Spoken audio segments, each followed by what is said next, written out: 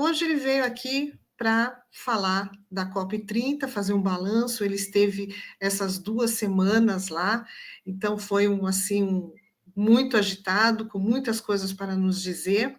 A gente participou muito ativamente de espaços paralelos, né, como a Aldeia COP, algumas programações do movimento indígena lá na Aldeia COP, né, teve uma discussão do lançamento, né, que está tendo agora, vai ter amanhã, eu acho, inclusive, foi anunciado lá a criação da primeira Universidade Federal Indígena do Brasil, né, que deve estar sendo formalizado amanhã, mas houve um anúncio aqui na COP que a gente participou, e de uma reunião também que teve lá na Aldeia COP sobre o Plano Nacional de Cultura Indígena, né, com a presença das duas ministras, né, tanto a Margarete Menezes da Cultura, quanto a minha parenta Sônia Guajajara, do Ministério dos Povos Indígenas.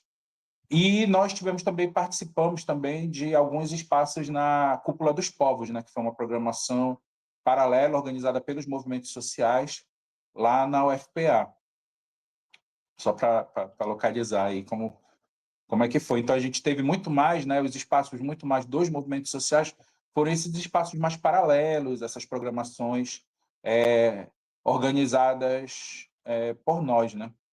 Inclusive, a gente teve uma dificuldade, falando assim de nós enquanto povo munduruku, né, que uma peculiaridade que a gente percebeu foi que a gente teve dificuldade, inclusive, para alojar os parentes aqui em Belém, né? Houve um espaço que foi garantido, que foi destinado numa articulação entre a Universidade Federal do Pará e o movimento indígena, o Ministério dos Povos Indígenas e a PIB, que alojou os parentes, muitos parentes indígenas ficaram alojados na Aldeia COP, né, que é aqui na Escola de Aplicação da UFPA.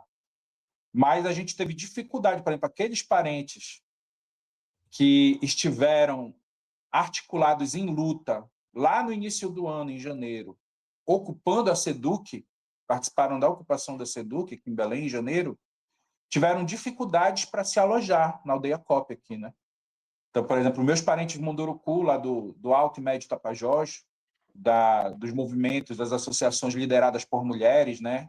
A grande expressão é a Alessandra Corá, minha parenta, mas também a Maria Leusa Munduruku, né? Que é uma parenta muito querida nossa lá, Maria Leusa Cabá,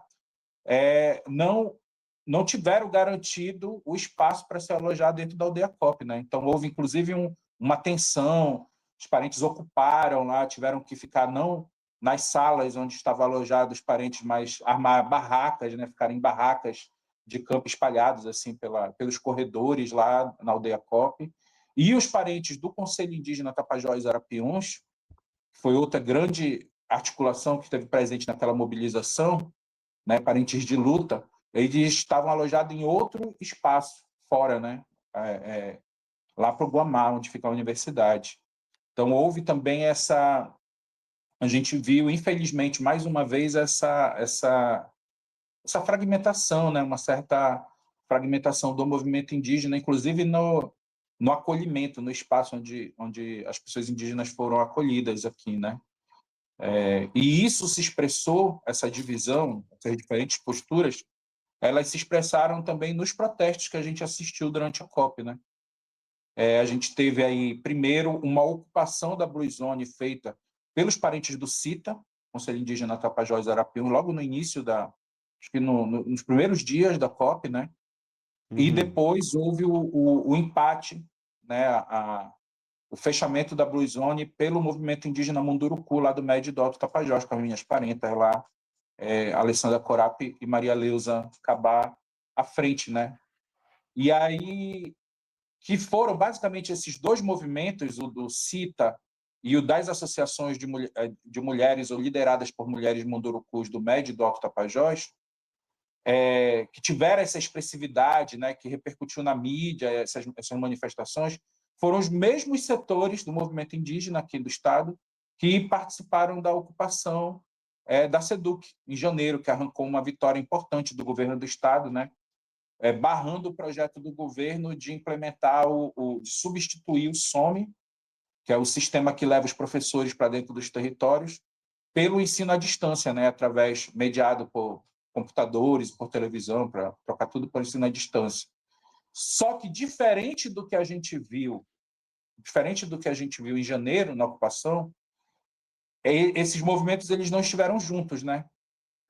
As ações foram muito separadas. Então teve uma ação do CITA logo no início, que teve a ocupação, né, da Blue Zone e tal, com a mídia repercutindo tentando criminalizar o movimento por causa de supostos danos lá do espaço e tal. E teve o outro movimento depois das meninas parentas e dos meus parentes Munduruku lá do Médio e do Alto, que fizeram esse empate lá, né, que impediram a entrada e exigiram e conseguiram uma reunião com o presidente da COP, né, com o representante do governo federal.